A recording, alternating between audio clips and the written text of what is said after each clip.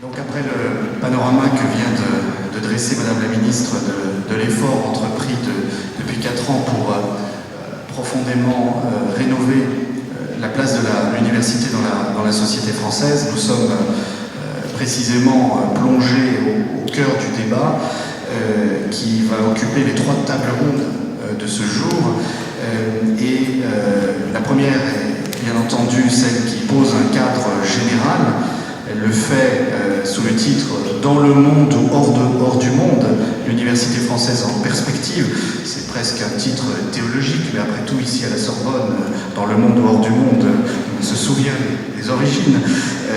Mais précisément, si je fais allusion aux origines de l'université de Paris au Moyen-Âge, c'est que depuis toujours, l'université de Paris est confrontée à cette question.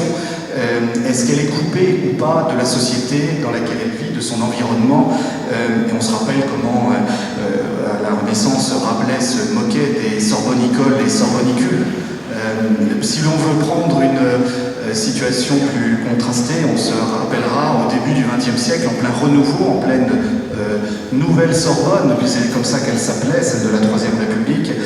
Je confronterai simplement la vitalité des plus grands professeurs de la Sorbonne, et puis de l'autre côté de la rue, la verve polémique d'un Charles Péguy, le normalien, qui tenait au nom d'abord du socialisme, puis ensuite d'une forme de nationalisme contre l'absence de vie des enseignements, et puis au même moment, et les plaques en dessous, enfin dans le grand hall de la Sorbonne le rappelle, la Fondation Rockefeller ou bien Carnegie était fière de financer la Sorbonne. Vous voyez, cette question est tout à fait passionnante à chaque époque qu'on la prenne. Aujourd'hui, dans cette première table ronde, nous allons nous interroger, je pense, sur la question d'une spécificité française, on n'ose plus dire d'une exception française. Elle a été longtemps le cas après la Deuxième Guerre mondiale, la coupure entre université, école, organisme. On fera ça en comparaison avec d'autres pays européens. Mais si vous me permettez, en 2 minutes d'introduction, je voudrais prendre un exemple dans un pays qu'on n'évoquera pas immédiatement à cette table ronde, c'est celui de l'Allemagne, notre grand voisin. Vous avez vu il y a quelques mois cette affaire du ministre de la Défense obligé de démissionner parce qu'il est soupçonné ou accusé de plagiat dans sa thèse de doctorat. Alors, on sait qu'en Allemagne, le pays du Herr Doktor, effectivement, la thèse de doctorat implique un statut social, et tout d'un coup, on a été surpris de voir que, effectivement, on s'intéressait à un travail soutenu à l'université de Bayreuth. Ce qui est intéressant, c'est 3 points que je soulignerai dans cette crise et qui peuvent introduire les débats que nous allons avoir. D'abord, le fait que le milieu politique a d'abord sous-estimé la crise. Au départ, on pensait que le ministre survivrait à cette interrogation. Ensuite, vous avez eu un choc des médias.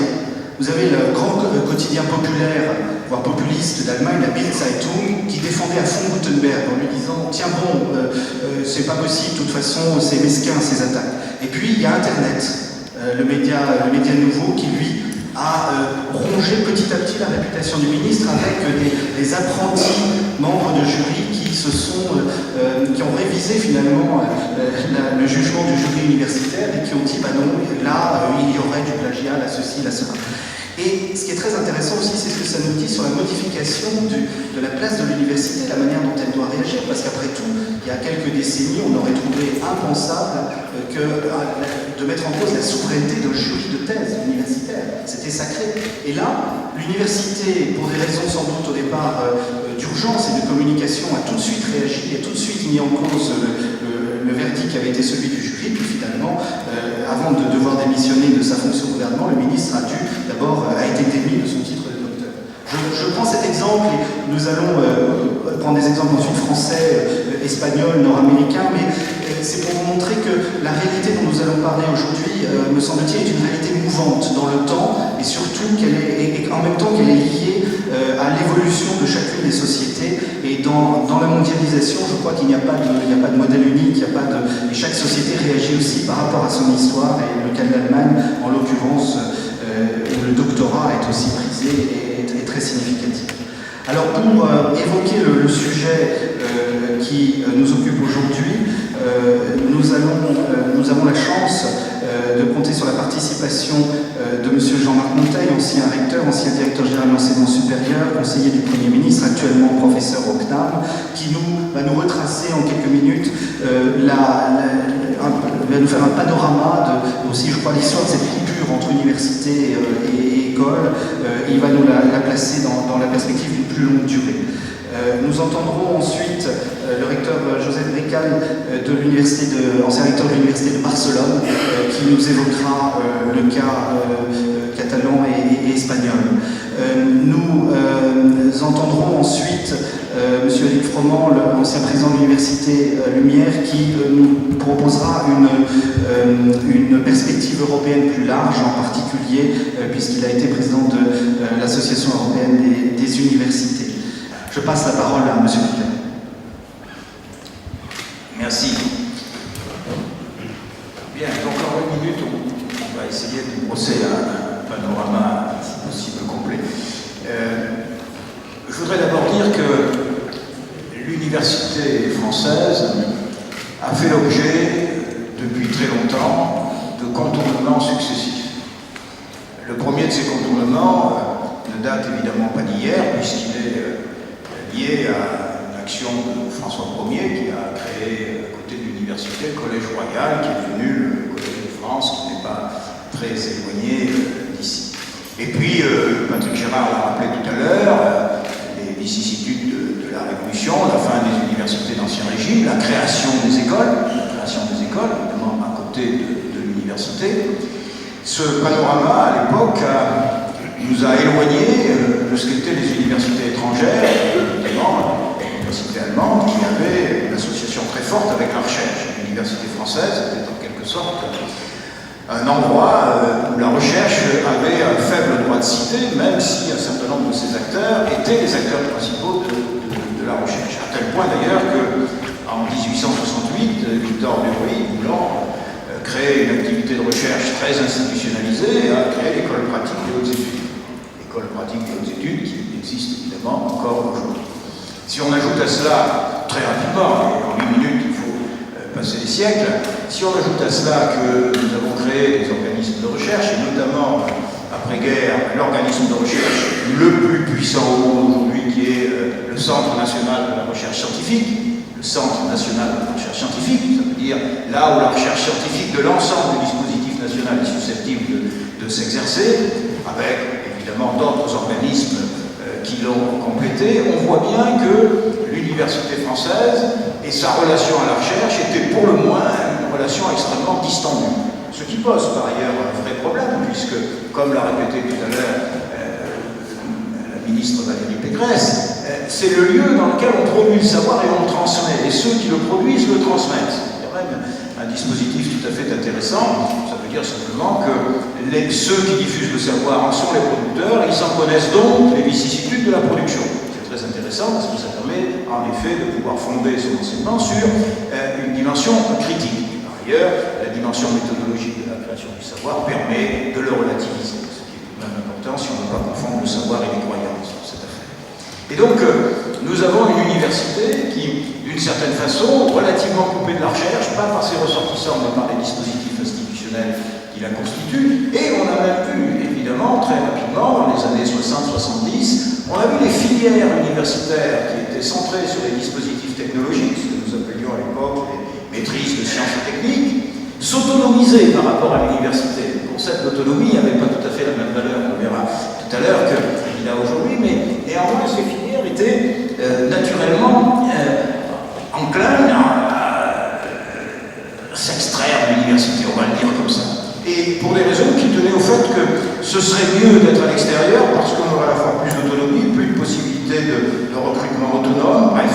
Et on a vu se créer des écoles d'ingénieurs, pas nos grandes écoles, qui sont d'une autre extraction, si j'ose dire, historique, mais on a vu créer des écoles qui sont devenues des écoles article 33, rattachées aux universités, mais avec dispositif dérogatoire. Avec dispositif dérogatoire dont, je rappelle que dans le dispositif dérogatoire, il y avait pour le directeur de l'école la possibilité de refuser la nomination d'un professeur. Ce qu'on a tendance à oublier quand on discute aujourd'hui de la responsabilité des présidents d'université et de nos conseils. À l'époque, les articles 33, écoles d'ingénieurs internes des universités, avaient cette possibilité. Puis on a créé des écoles qui étaient un peu plus éloignées de l'université. Dans le jargon juridique, on avait des écoles article 43, qui est un tout petit peu plus d'autonomie. Ça veut dire que les dispositifs qui étaient susceptibles de fonctionner dans l'université, dès qu'ils fonctionnaient avec un niveau de visibilité suffisant, en étaient extraits. Si j'ajoute à cela que les organismes de recherche avaient pris l'habitude de faire leur marché dans l'université pour extraire les meilleurs universitaires, pour les mettre dans des équipes de recherche qui étaient à l'époque des unités propres des organismes, puis qui sont devenues au fil du temps des unités mixtes, ce qui donnait à l'université un vrai partenariat avec ces organismes de recherche. Et je voudrais dire que ça n'est pas quelque chose qui est arrivé depuis très longtemps, cette mixité, cette prise en compte de la capacité des universités éventuellement à définir une politique scientifique, c'est la fin des années 80. La fin des années 80 avec la création de la direction de la recherche et des études doctorales et la direction du contrat qui lie un établissement public avec l'État. La fin des années 80, 1989, 1990, et la direction de la recherche et des études doctorales était une direction qui accordait aux universités la responsabilité d'exercer une activité scientifique organisée à travers des dispositifs propres. Donc on a eu là un premier événement, si j'ose dire, qui visait à rapprocher des acteurs différents et différemment institutionnalisés pour pouvoir promouvoir un projet commun. Et le contrat était une façon de signer cet acte commun. Ça ne s'est pas fait très facilement, un certain nombre de gens qui sont dans la salle s'en souviennent, c'était une chose assez difficile. Puis, on a vu très rapidement un souci qui s'installait autour des formations et de la mobilité internationale des acteurs de la formation, élèves et étudiants et professeurs. Et c'est à cette époque-là, à la fin des années 90, qu'a été prise l'initiative, dans cette maison d'ailleurs, ce qu'on va appeler le processus de Bologne, en fait qui est un processus Sorbonne-Bologne, avec la création de ce qu'on appelle aujourd'hui le LMD, qui était à l'époque défini dans une scansion licence, master, doctorat, et qui avait pour objectif de faire en sorte que les formations qui étaient installées ici pouvaient être créditées de telle sorte qu'elles permettent une migration et une mobilité importante des étudiants. Et puis, les choses s'organisent avec une certaine cohérence, signifie qu'il y a une perméabilité de la communauté universitaire à l'évolution. Les années 2002 ont vu la mise en place du LMD, puis ont vu la mise en place d'une réflexion sur la dimension de l'autonomie des établissements d'enseignement supérieur, qui s'est traduite par la loi de 2006, la loi d'orientation et de programmation de la recherche, qui a vu naître l'Agence nationale de la recherche, les pôles de recherche et d'enseignement supérieur, l'Agence d'évaluation de la recherche et d'enseignement supérieur. Et puis, évidemment, est arrivé 2007, la loi sur la liberté et responsabilité des universités.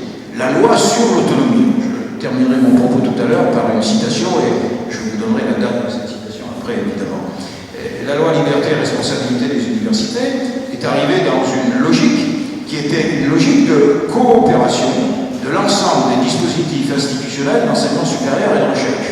Et la traduction qui va advenir à travers les investissements d'avenir, c'est bien une coopération sur un site entre des organismes de recherche dont on a vu que leur création était une création à côté, je n'ai pas dit contre, mais à côté de l'université, avec des écoles qui ont été des créations autonomes par rapport à l'université. C'est la synergie entre des organismes, des écoles et les universités.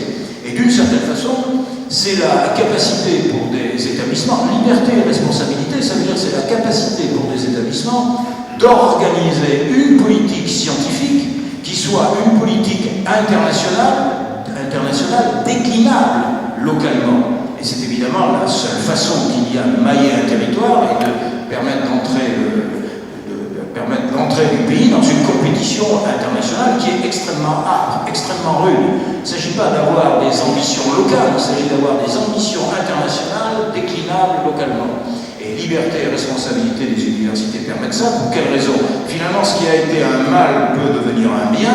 On a des écoles dans tous les sites, nous avons des organismes présents sur tous les sites, donc les différents acteurs qui ont été dissociés au fil de l'histoire, non associés au fil de l'histoire, se retrouvent aujourd'hui dans une possibilité de coopération qui est une véritable coopération de conquête internationale. C'est ainsi qu'on trouve le CEA à Grenoble, qu'on trouve le CNRS dans tous les sites, qu'on trouve l'INSERM dans tous les sites, qu'on trouve aujourd'hui des organisations comme l'INRIA pratiquement dans tous les sites, qu'on trouve l'INRA dans de très nombreux sites. tous nos organismes de recherche sont impliqués dans des relations universitaires. Et à partir du moment où l'université, dans sa capacité nouvelle d'expression autonome, et bien à partir du moment où elle dispose de cette capacité, elle va pouvoir devenir un dispositif au cœur du système, parce que le standard mondial, c'est le standard universitaire. Mais devenir au cœur du système, dans un dispositif qui annule aucunement l'identité de ses partenaires. Il s'agit bien d'être dans un dispositif totalement synergique. Et ce dispositif totalement synergique suppose que les acteurs, c'est-à-dire les ressortissants des institutions, que ce soit les organismes de recherche, les universités ou les écoles, ces acteurs, si vous me permettez, sont à la paillasse ensemble. Ils sont en train de travailler à la paillasse depuis longtemps et depuis toujours. Le problème que nous avons, c'est de passer au-dessus de la paillasse pour faire en sorte que les institutions dont ils sont les ressortissants considèrent qu'elles doivent avoir une coopération au moins aussi efficace que ceux qui sont à la paillasse. Quand on nous dit qu'il y a une opposition entre les écoles, les universités, les organismes, oui, il y a une opposition qui est très réelle, qui a été très rude. Tous ceux qui ont exercé des responsabilités dans le système le savent, et elles le sont encore, pas trop mal placées pour en parler en ce moment, elles le sont encore. Simplement, à la base, si j'ose dire, là où sont les acteurs, producteurs et transmetteurs de savoir, ces rapports de force n'existent pas. Les rapports de force qui existent dans le monde universitaire pour les chercheurs et les enseignants-chercheurs, c'est un rapport de force scientifique. Le problème n'est pas le combat institutionnel, c'est un combat sur les données. C'est évidemment la prééminence scientifique qui agit les chercheurs et leurs équipes. Dès lors, nous avons une vraie réalité qu'il faut empoigner avec vigueur, qui est celle, à partir d'une loi de responsabilité des universités, d'autonomie des universités, de faire en sorte que les différents acteurs institutionnels aient un même objectif et que leur diversité soit une richesse et non pas un handicap. Et je crois que nous sommes arrivés à un moment où la France est dans une situation à pouvoir relever les grands défis internationaux. Et les défis internationaux ne sont pas des défis qui ont des ressorts affectifs. On est dans un univers très objectivé qui est celui de la science, et le rapport de force de la science se traduit par, évidemment, la capacité à être entendu, c'est-à-dire de m'inciter à diffuser les innovations, à diffuser les recherches.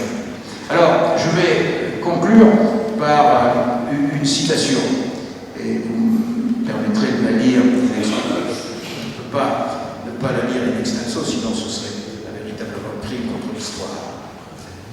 Il a été facile de voir dans les diverses mesures que j'ai prises depuis près de 5 ans, relativement aux facultés, que j'attachais la plus grande importance à tout ce qui pouvait développer dans l'enseignement supérieur le sentiment de responsabilité, l'habitude de s'administrer soi-même. Nous aurions obtenu un grand résultat s'il nous était possible de constituer un jour des universités rapprochant les enseignements les plus variés pour qu'ils se prêtent à un mutuel concours, gérant elles-mêmes leurs affaires,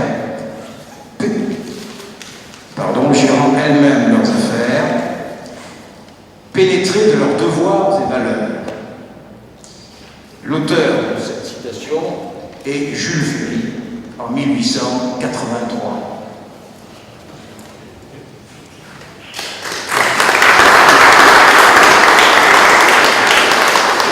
Merci beaucoup, merci aussi de vous être tenu au temps limité dont nous disposons. Je passe la parole au recteur Brécal pour qu'il nous présente la première perspective transnationale, je vais dire, de ce jour. Merci.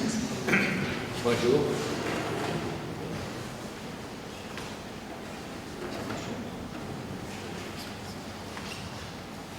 Bonjour. Je pense que, en suivant l'approche qu'a fait Benjamin Monté, la loi espagnole d'autonomie universitaire, c'est 83. Mais je crois que cette loi a un aspect qu'il faut souligner. D'un côté, il doit, d'une certaine manière, restaurer l'idée d'autonomie et aussi l'idée de démocratisation de l'université après les blocages de la dictature. Mais d'autre côté, la loi 423, c'est déjà une loi préoccupée avec un spécial souci de l'efficacité des rapports avec la société socio-économique. Disons que dans ce point de vue, la loi doit faire des choses. D'un côté, le changement universitaire, de l'organisation de l'universitaire des années 70 et les changements des universités des années 80. Et je pense que ce sont des changements pas tout à fait les mêmes. À partir d'ici, je pense que maintenant, à cause de la crise, les universités se posent encore une deuxième révision, une troisième révision si vous voulez. Et je voudrais me référer à cette révision à la fin de mon intervention. Je pense que les universités ont été toujours bâties dans nos pays avec un souci de la fonction publique, c'est-à-dire de l'administration et des professions libérales. Et cette logique, si vous voulez, a pénétré le système d'organisation de nos universités qui parfois ont des difficultés pour s'adapter à la société actuelle. Je voudrais souligner quelques aspects là-dessus que je pense que sont d'une certaine façon typiques de nos universités à Catalogne et en Espagne, mais aussi partout au monde, après l'expérience que j'avais eue dans une certaine période de ma vie. Le premier aspect, c'est qu'il y a un certain changement au point de vue de la formation des universités, de la fonction de formation que des universités. Maintenant, il y a de nouvelles exigences à la formation supérieure, en particulier l'idée de les concepts de compétences and skills, c'est-à-dire cette idée nouvelle de préparer pour l'emploi, d'avoir les connaissances et aussi les attitudes qui vont permettre l'étudiant, l'ancien étudiant, de devenir une personne capable de faire les choses qui vont être exigées pour l'emploi. Et je ne dirais pas seulement l'emploi actuel, mais aussi l'emploi futur, l'emploi, si vous voulez, prévisible.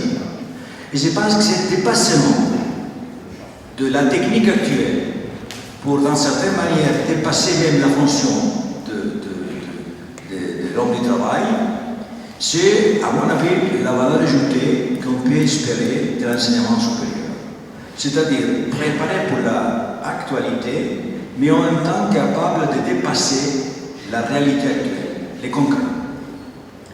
Mais je crois, et ça je trouve là des problèmes que nous avons dans nos universités. Là, il y a un problème, c'est que pour cette préparation à l'emploi, il y a une certaine nécessité, d'une certaine continuité entre l'enseignement secondaire et l'enseignement tertiaire. C'est-à-dire que cette préparation pour l'emploi, en quelques aspects, doit déjà commencer dans le baccalauréat. Et je dis ça parce que je vous donne un exemple particulier qui se réfère à l'Espagne. Et je pense que c'est typique. C'est un cas extrême. Mais il y a des systèmes universitaires comme l'espagnol, où les niveaux les plus élevés de formation atteints par la population adulte montrent un faible pourcentage en éducation secondaire supérieure par rapport aux pays européens. Et par contre, d'une façon surprenante, le pourcentage d'éducation tertiaire est au-dessus de la moyenne.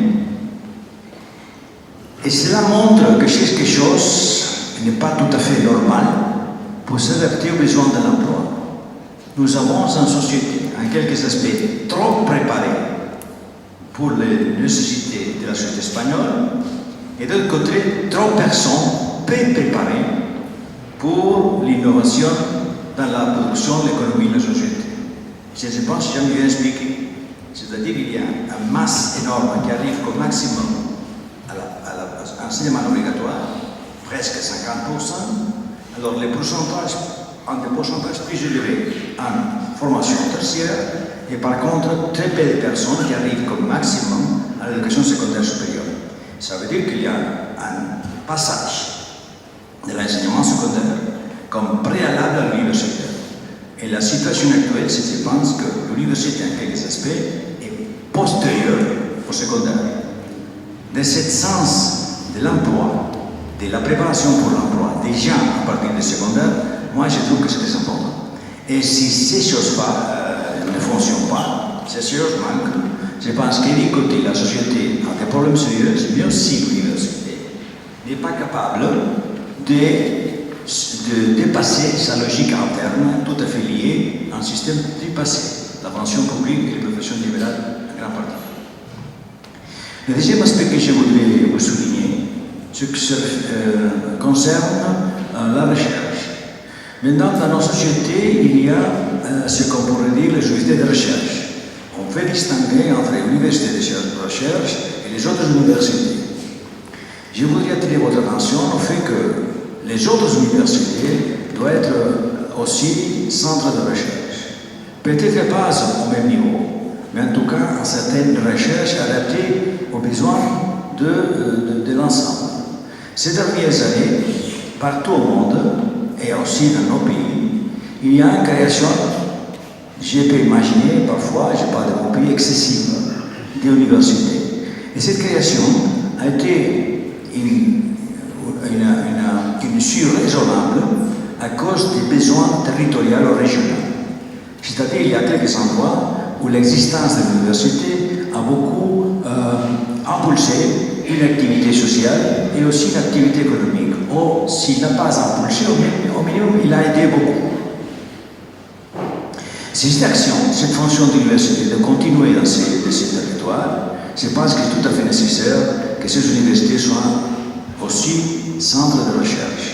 Je ne dirais pas au même niveau que la recherche des universités de recherche, mais en tout cas, en recherche adaptée aux nécessités de du milieu. Là-dessus, je voudrais vous indiquer des aspects que je voudrais souligner.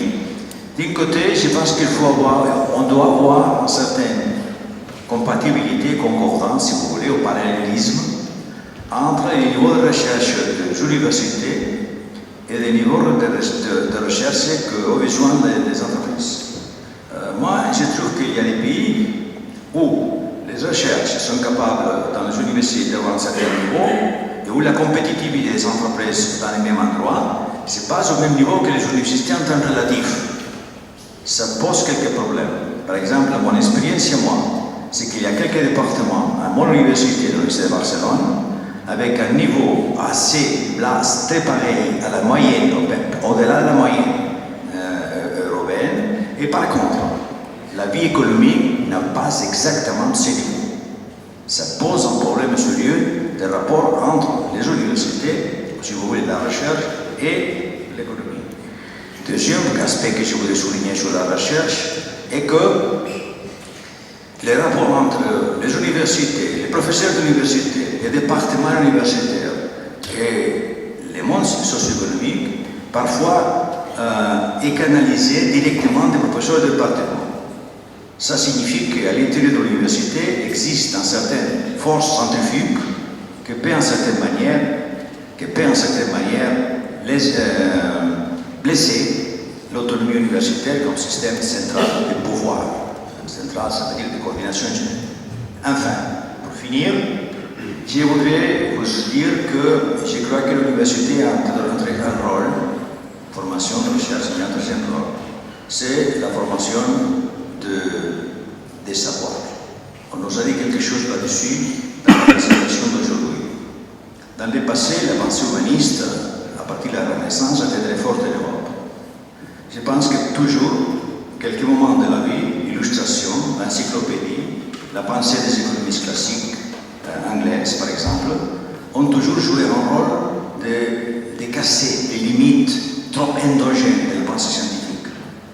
Ce rôle, je pense, de rupture, c'est un rôle très important dans nos sociétés actuelles à cause de la crise. Je crois que ce rôle, si vous voulez, humaniste de l'université, c'est un rôle qu'il faut appuyer, sans doute, si nous voulons, d'une certaine manière, obliger les scientifiques, parfois, à sortir de leur paradigme. Moi, je voudrais surtout insister sur cet aspect, en particulier parce que moi, je suis de profession économiste. Merci beaucoup.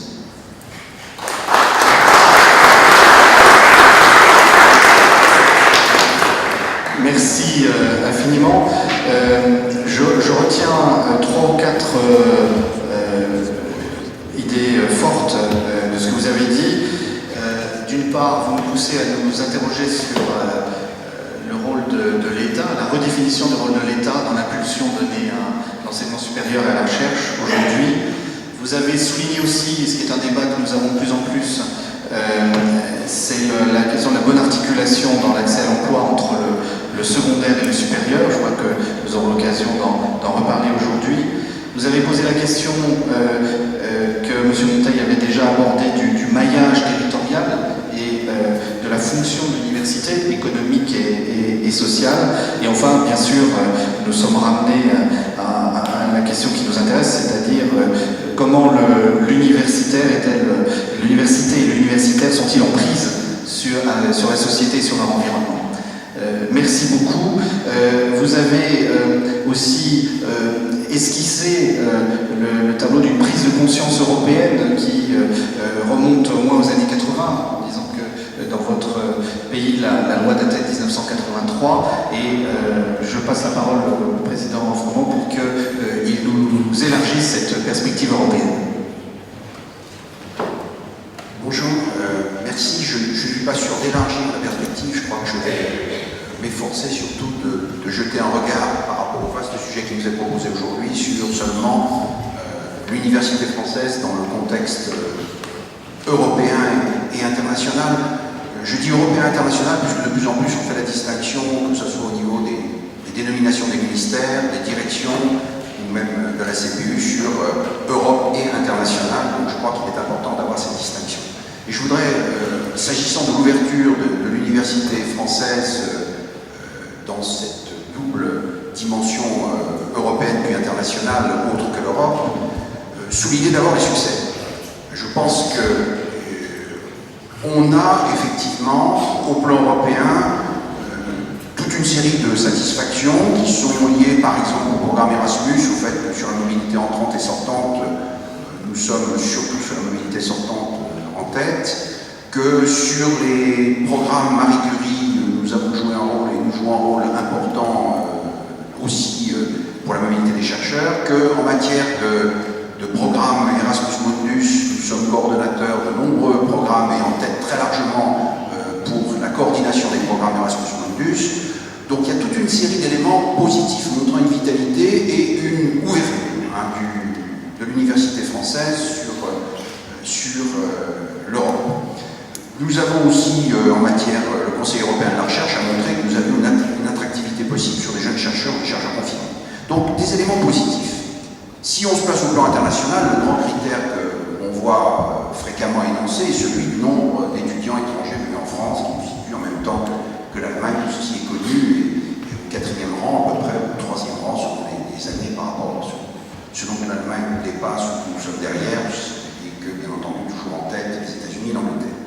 Donc il y a un certain nombre de satisfactions qui peuvent être données. La question que je voudrais poser quand même à la suite de ces deux illustrations de cet insuccès tant au plan européen et international, les deux questions. Je voudrais d'abord poser la question de la signification exacte du premier résultat européen. Est-ce qu'il s'agit d'un succès des universités ou est-ce qu'il s'agit d'un succès des universitaires? Et je reviens sur cette distinction qu'a abordée Jean-Marc Monteil aussi largement, qu'a repris Jules Bricaille il y a un instant.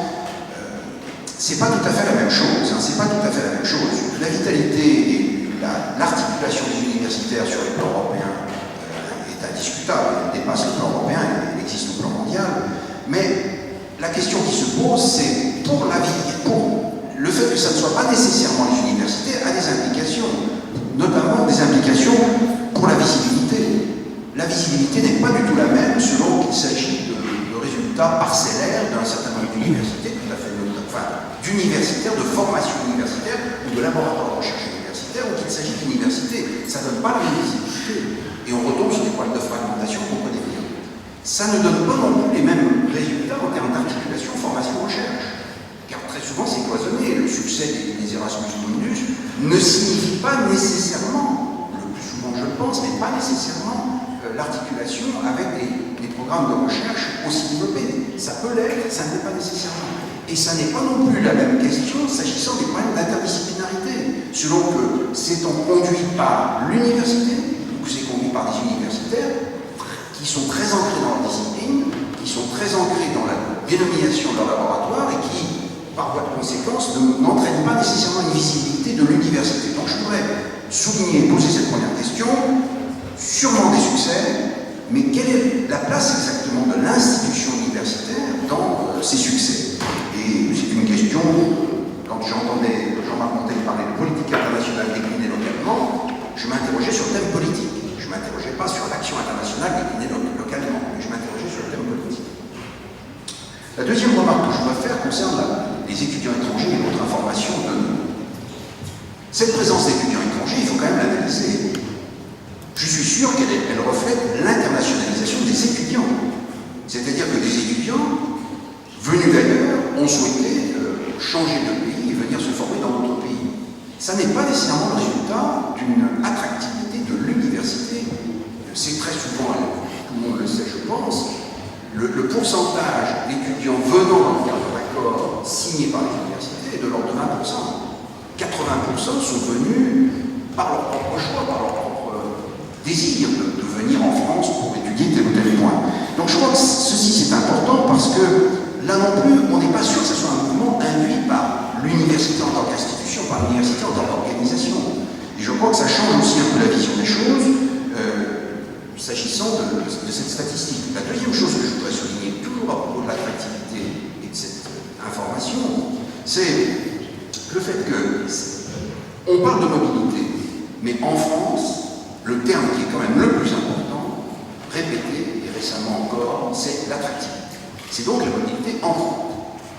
Et je crois qu'on délaisse fortement la mobilité sortante, qui est importante pour la formation des étudiants.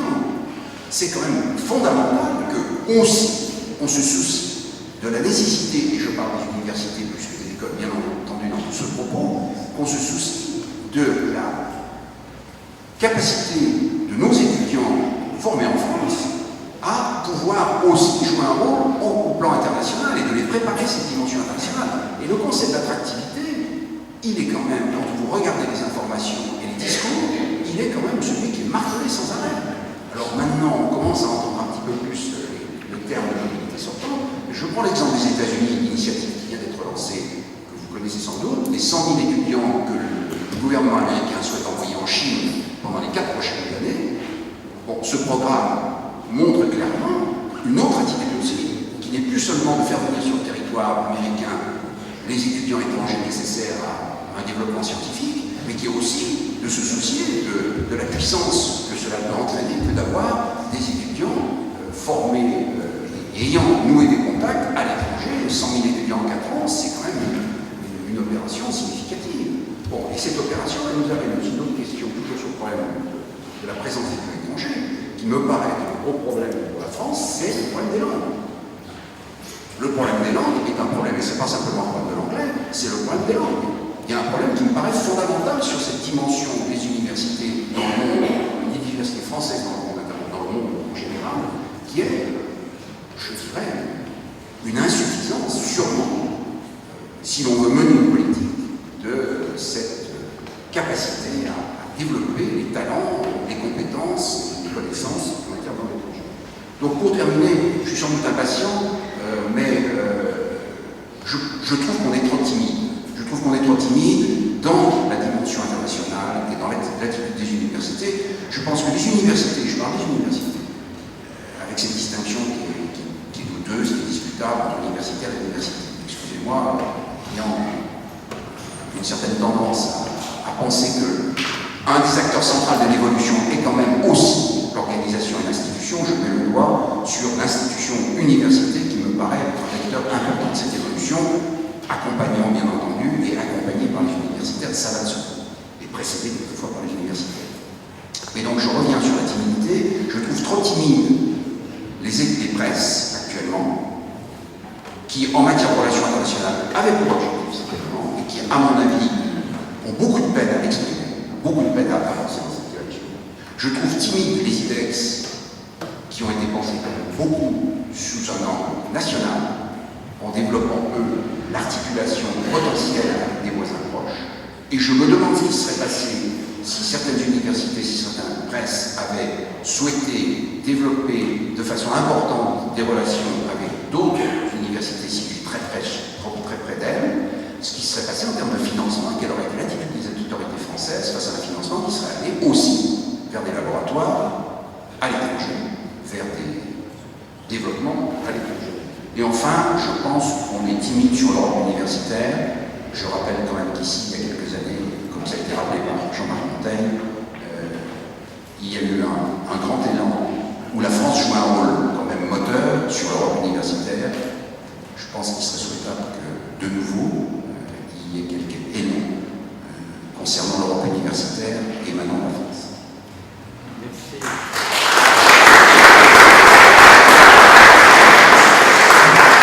Merci, Monsieur le Président.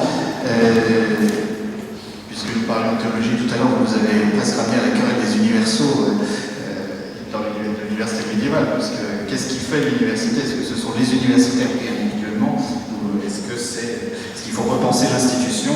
Pardonnez, je demande aux philosophes de me pardonner cette simplification, mais je crois que vous avez mis le point sur quelque chose de fondamental, c'est que nous avons depuis toujours un dynamisme réel, certains de nos enseignants, de nos chercheurs. Vous avez parlé aussi du goût de l'étudiant pour découvrir autre chose, et ce paradoxe, qui serait sans doute un paradoxe européen, c'est que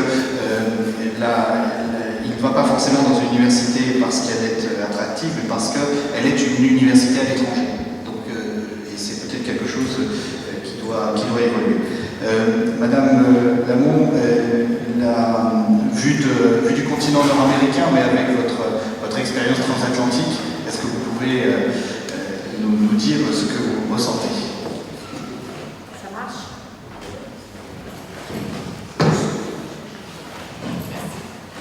Alors la perspective que je vais développer est un peu différente de celle qui a été développée par les autres panélistes, dans la mesure où je ne suis pas un administrateur universitaire, mais plutôt je fais de la recherche sur le monde universitaire. Un de mes domaines de spécialisation, c'est l'évaluation par les pairs.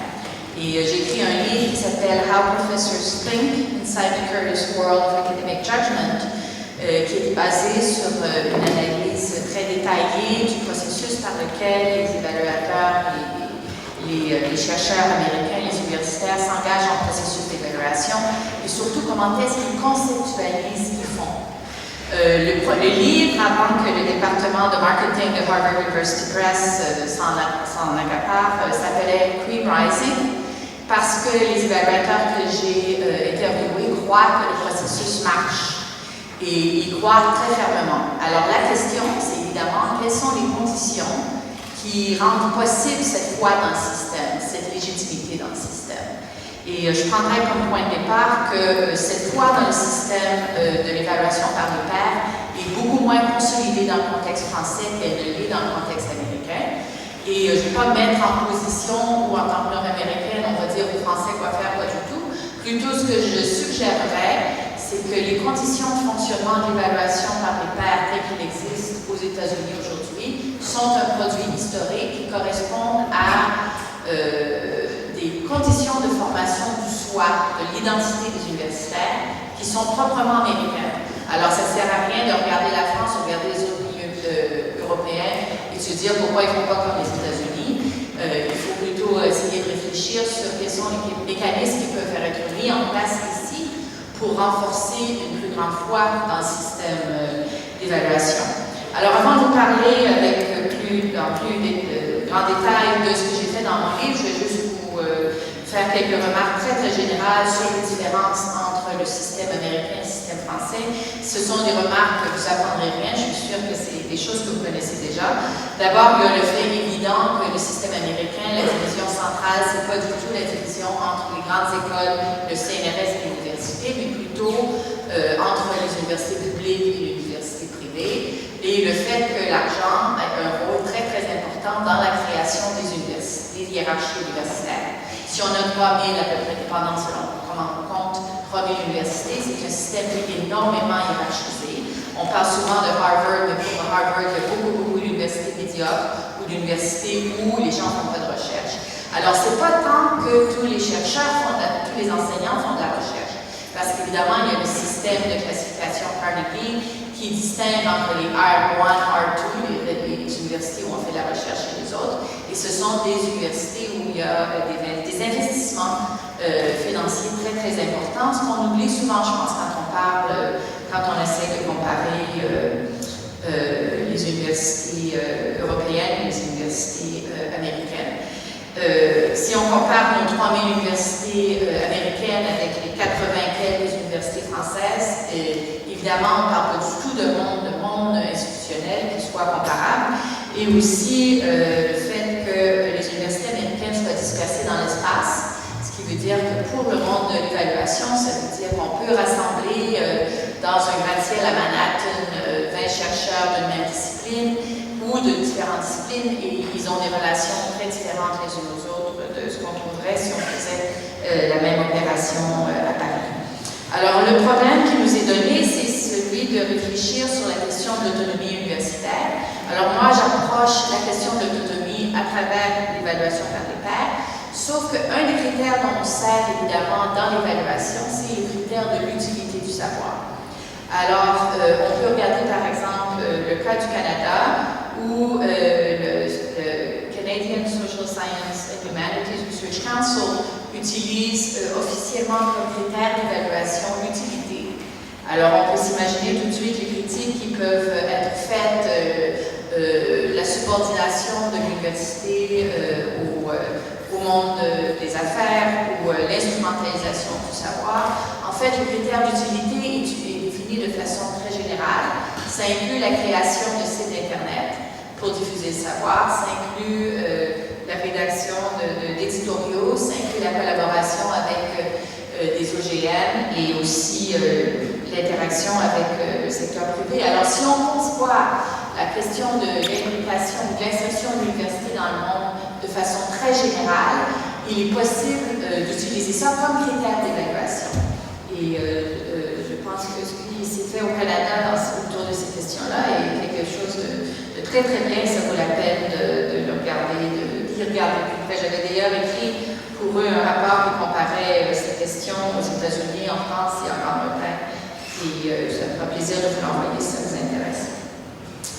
Alors, pour la question de la formation du soir de l'universitaire dont j'ai déjà parlé, la clé de voûte de ça, je pense que c'est l'éducation doctorale, graduate school, qui dure plusieurs années et où le chercheur travaille en général de très près avec un professeur, où ils apprennent dans un système d'apprentissage chéri qu'est-ce que ça va être d'être universitaire et quelle sorte de soi éthique il faut avoir aussi quand on évalue le travail des autres. Alors, dans cette expérience, où il faut dire, ça suppose d'avoir les moyens de donner des bureaux aux étudiants, où ils peuvent être à côté de leurs profs, où ils peuvent apprendre au jour le jour en observant leurs profs en action, comment ça se fait.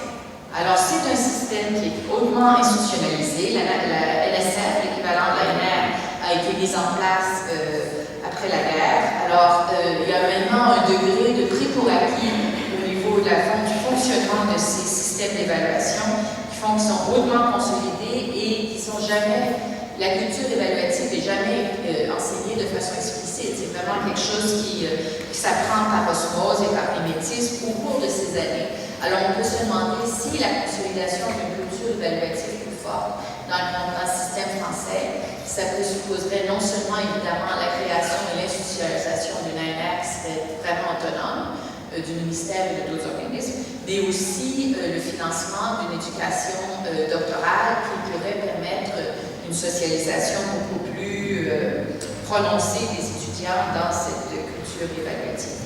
Alors, j'ai probablement peu de temps. Très rapidement, quelques éléments qui se sont dégagés de mon analyse d'après professeur Smith.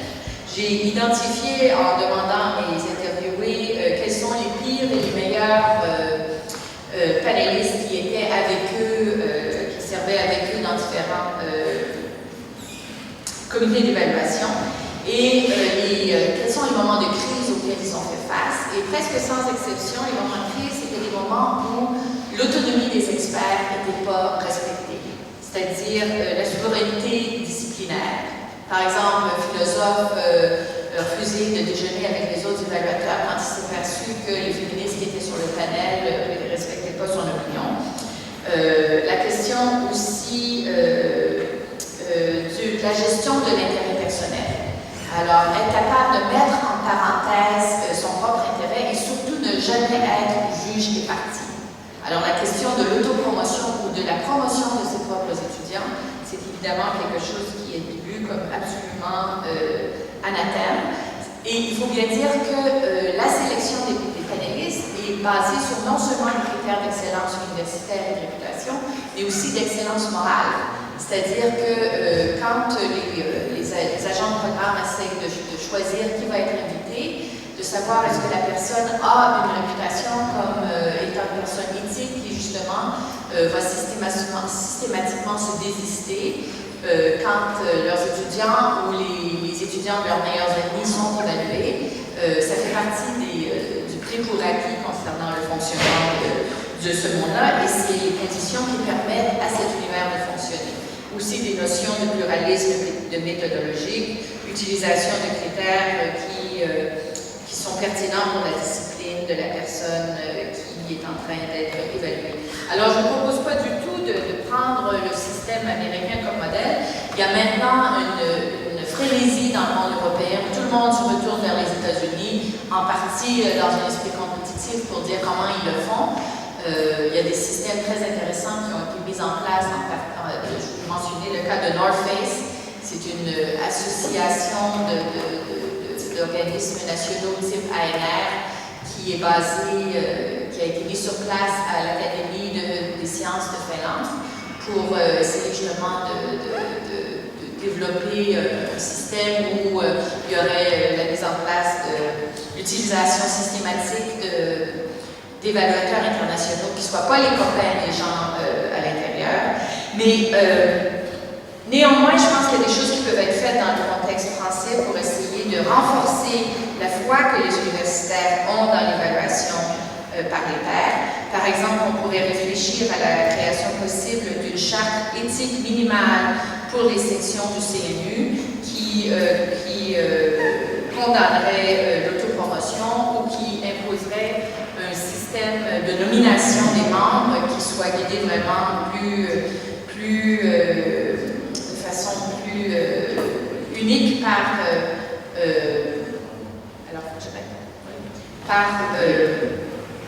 des critères d'expertise. Alors, je m'arrête ici.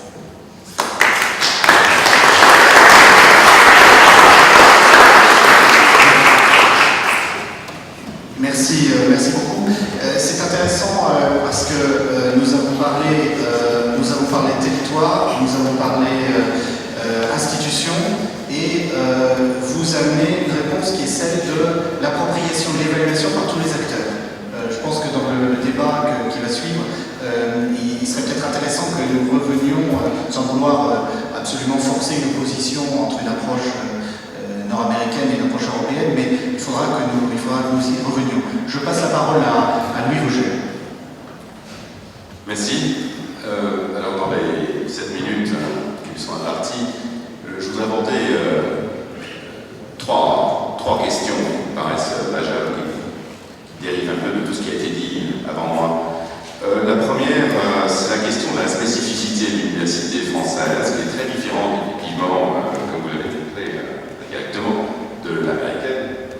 La deuxième, est-ce que les transformations que vit actuellement notre université, dont il a été amplement question ce matin, est-ce qu'elles vont dans le sens de l'ouverture ou pas? Et puis la troisième, c'est un peu la question ontologique, une université doit-elle être ouverte ou pas? Est-ce que le choix, c'est irrémédiablement le choix entre la tour d'ivoire ou l'asservissement au grand capital? Alors, très rapidement sur chacun de ces points, le débat pourra prolonger évidemment, j'ai peu de choses que je vais pouvoir dire. Alors, sur la première question, la spécificité, bien Jean-Marc Montaigne l'a parfaitement montré, hein, il a même expliqué d'où elle venait, cette spécificité, cette série de contournements successifs. L'université française, elle est fragmentée, ce n'est pas une université comme les autres, elle n'a rien à voir avec l'université américaine. Nous avons trois pôles, trois piliers. Aujourd'hui, en France, on a les grandes écoles, les organismes de recherche et l'université, c'est-à-dire ce qu'il en reste. Alors, je ne veux pas dire que la responsabilité revient entièrement à l'État, au gouvernement. Il faut dire que l'université, pendant tout un temps, c'est historique, Jean-Marc Montaigne l'a parfaitement montré, n'a pas répondu aux attentes. La recherche n'était pas à l'université, il a bien fallu recréer quelque chose quelque part. Il y a un tas de filières qui se sont développées à l'université, je pense aux écoles de commerce, parce que l'université n'a pas répondu aux besoins du marché. Donc, mais nous héritons de cela, et c'est absolument c'est catastrophique, parce que le résultat, c'est ce que disait la ministre ce matin,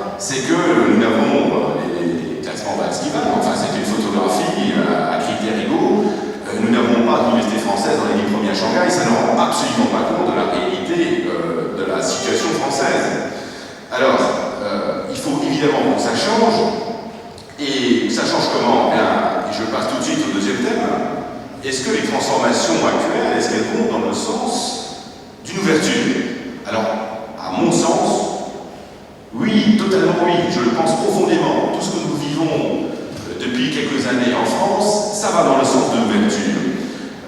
Il y a même la réforme LMD. Alors Eric Froment, il a raison. La réforme LMD, ça permet aux étudiants de se déplacer plus facilement d'un pays à l'autre, parce qu'ils peuvent faire valoir les unités de crédit partout. Mais ce n'est pas une politique, il faut aller plus loin que ça. C'est un mouvement. La mobilité internationale se développe à l'initiative des étudiants. Donc il a tout à fait raison. Il faut voir ouverture, est-ce que c'est une ouverture voulue, ou est-ce que c'est une ouverture finalement que nous gérons et que nous subissons, hein, c'est ça aussi.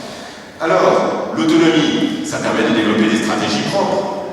Jean-Marc Monteil a parlé des stratégies de recherche. Pour prendre un autre exemple, dans mon université, on a profité de l'autonomie pour faire revenir les professionnels dans l'université et créer des ateliers de professionnalisation dans tout le premier cycle. C'est fantastique, c'était plus facile pour nous parce que c'est une université de droit et de sciences sociales, on est très proche des professionnels, des professions. Mais évidemment, ça fonctionne très très bien. Et on y a pensé parce qu'on s'est dit qu'il faut que nous ayons une stratégie qui nous soit propre. Les presses, voilà, je parle à côté du père de l'opération de presse. Les presses, c'est antérieur à l'autonomie, c'est la loi de 2006. Les presses, je trouve que c'est un moyen de décloisonnement fantastique. Dans notre presse, ça a permis de décloisonner entre 3 universités spécialisées qui ne se connaissaient absolument pas. On a maintenant un tas de programmes communs et on va faire des laboratoires communs. Et ça a permis d'attirer les écoles. À chaque université correspondent des grandes écoles, parce que le débat, c'est pas un débat de conflit entre écoles et universités. Le débat, c'est comment reconstruire une grande université à partir des synergies de l'ensemble des acteurs. Nous avons besoin des écoles. Nous avons des choses à offrir aux écoles. Nous avons des laboratoires qui ne demandent pas mieux que de recevoir les étudiants des grandes écoles. Et je pense que c'est un mouvement d'ensemble, c'est-à-dire qu'aujourd'hui, l'économie française, la société française, a besoin d'une grande université reconstruite sur ses bases, c'est-à-dire qu'il fasse travailler ensemble les organismes de recherche, les écoles et les universités, les classiques.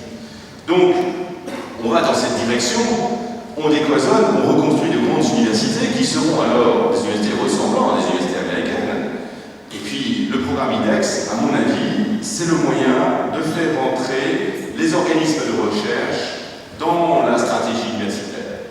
Parce qu'on va pouvoir véritablement, et Jean-Marc Monteil a bien montré la différence qu'il y avait entre le terrain et la politique générale, on va pouvoir véritablement faire une politique générale de recherche avec les organismes qui vont participer à la gouvernance de nos universités par l'intermédiaire des IDEX. Donc pour moi, le schéma, il est, je ne sais pas s'il a été voulu celui-là, en tout cas, il est le suivant. L'autonomie, ça nous donne des stratégies. Les presses, ça décloisonne entre universités, entre écoles et universités. Les IDEX, c'est le moyen d'associer les organismes de recherche à la gouvernance sur le terrain. Alors, la dernière question, c'est la finalité de l'université. Doit-elle être ouverte ou fermée? In medio statuetus. Je pense que l'université n'est pas une entreprise, mais l'université doit travailler avec les entreprises. Je pense que l'université a beaucoup à apporter aux entreprises, comme les entreprises ont beaucoup à apporter aux universités. L'université a apporté aux entreprises, et ça a été dit ce matin, notamment par le recteur dans son discours d'ouverture, l'esprit critique. C'est ça qu'on doit développer quand l'université fonctionne bien. Hein.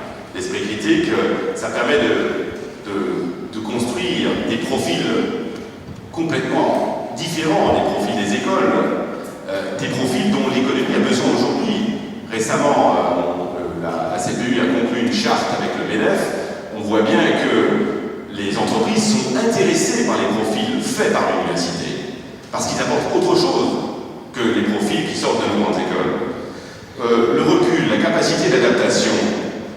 Le recteur Bricard a dit qu'il ne fallait pas former simplement pour les emplois d'aujourd'hui, mais il fallait former pour les emplois du futur. La capacité d'adaptation, normalement, quand une université remplit sa vocation, c'est ce qu'elle fait.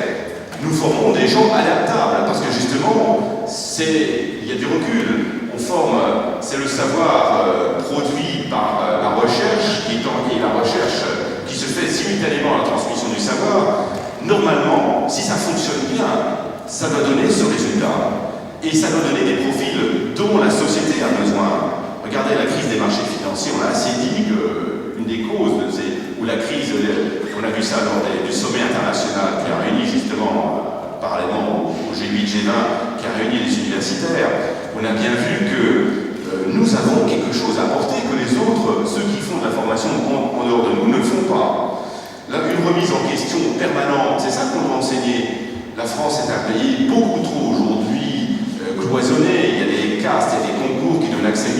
heurte à une situation, et tout ça, c'est pas l'esprit universitaire. L'esprit universitaire, c'est de rejouer à tout moment. C'est justement de faire sa preuve tout le temps. Et je crois, plus fondamentalement, et très généralement, la société moderne, la société française, mais je pense à la société en général, n'accepte plus l'argument d'autorité. Vous n'avez pas raison parce que vous avez un statut.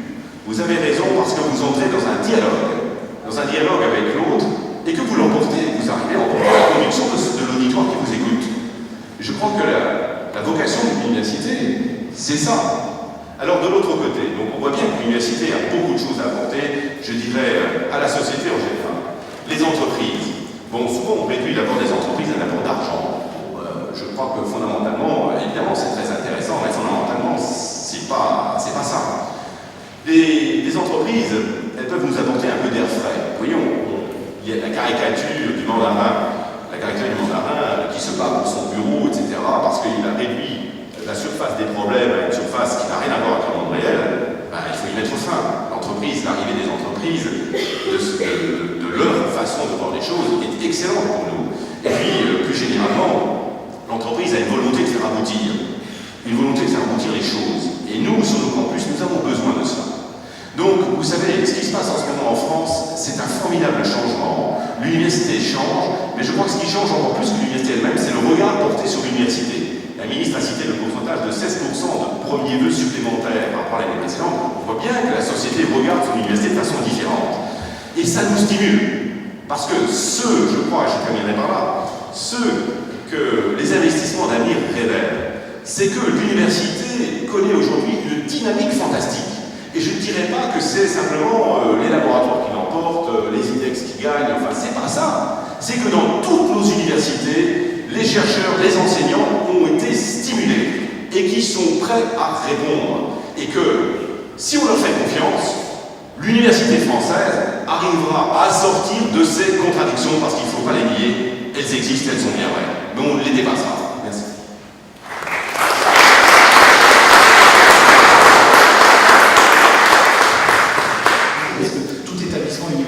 Doit se comparer à l'échelle internationale. Et alors, on a posé la question aussi c'est Jean-Marc Montet qui l'a fait, du territoire, du plan local, finalement, comment est-ce qu'on décline une exigence internationale au plan local? J'aimerais lui demander pour commencer de reprendre cette question.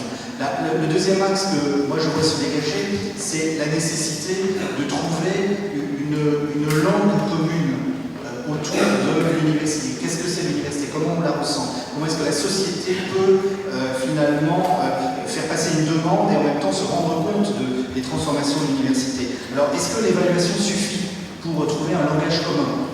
Est-ce qu'il suffit des repères que donnerait une culture de l'évaluation qui permettrait aux entreprises de savoir où on trouve les bons diplômés, à la société de savoir où il faut envoyer ses enfants, et à l'universitaire de vérifier régulièrement qu'il est toujours à la hauteur de ce qu'on attend de lui? Est-ce qu'il n'y a pas autre chose finalement? Est-ce qu'il n'y a pas aussi ce malaise aujourd'hui de quelque chose qui serait trop froid? Et est-ce que l'université dans le monde, c'est pas aussi une université où le langage commun autour de l'université ne se réduit pas à l'évaluation? Voilà les questions que je voudrais que nous abordions avant de passer la parole à la salle. Je vais demander d'abord à Jean-Marc Montet, s'il le veut bien, comment il envisage plus précisément cette articulation entre le local et la comparaison mondiale. Oui, alors je prendrai les résultats pour illustrer mon propos. Je prendrai les résultats des laboratoires d'excellence. Moi, j'étais de ceux qui disaient que nous avions de l'excellence partout. Le problème qui était posé, c'est que cette excellence partout s'exprime-t-elle sur l'ensemble des thématiques existantes dans l'enseignement supérieur et la recherche? La réponse est évidemment non. Mais certains pensaient, et pensent probablement encore, que finalement seuls les grands centres pouvaient exprimer de l'excellence. Or, quand vous regardez les résultats du concours de laboratoire d'excellence, vous avez des laboratoires d'excellence partout, y compris dans les sites. Je ne vais pas les citer, parce qu'on aurait l'impression que c'est une stigmatisation, mais néanmoins, on s'aperçoit qu'y compris ceux qui étaient considérés comme des petits sites ont un laboratoire d'excellence, voire deux. Les grands sites en ont 5 ou 6. Le problème qui est posé, c'est l'excellence sa définition dans un segment ou sur un segment. Comme la France est un petit pays géographique, d'une certaine façon, tout est à hauteur d'homme, eh bien, nous constatons que nous avons ici et là, et pas ici ou là, nous avons des foyers d'excellence extrêmement importants. La difficulté qu'il faut absolument conjurer, c'est celle qui consiste à dire, parce que j'ai un foyer ou deux foyers d'excellence, au sens la possibilité de se comparer favorablement à l'international, si j'ai ces un ou deux foyers, il ne faut pas que je fasse une extension sur toutes les dimensions. Si on a tout partout, on n'a à peu près rien nulle part. Ça, c'est une vraie question. Simplement, le problème, ça n'est pas de considérer que l'excellence définit une hiérarchie. L'excellence ne définit pas une hiérarchie, elle identifie un certain nombre d'endroits ou de segments qui sont susceptibles d'entrer en compétition avec quelques chances de succès avec le reste du monde. Mais l'activité qui a lieu dans ces espaces-là, elle est d'égale dignité à celle qui a lieu dans des grands espaces où on a une pluridisciplinarité très importante, avec une concentration de chercheurs très importante. Si on prend un exemple simple, les grands pôles régionaux aujourd'hui ont évidemment plus de chercheurs d'organismes par les recherches que n'en ont certains sites plus délocalisés. Donc il y a à un moment donné une masse critique qui génère en effet une capacité de compétition internationale sur plusieurs champs. Mais dans d'autres endroits, on a une capacité internationale sur un certain nombre de champs. Et l'environnement, le contexte autour de ces segments qui sont susceptibles d'entrer en compétition internationale, le développement du contexte est extrêmement important et cette dimension, ce segment-là, est quelque chose qui dynamise l'ensemble du dispositif. L'erreur, c'est celle de penser que nous allons avoir, disons-le rapidement, nous allons avoir Paris intramuros dans tous les sites régionaux. C'est pas possible pour des raisons simples.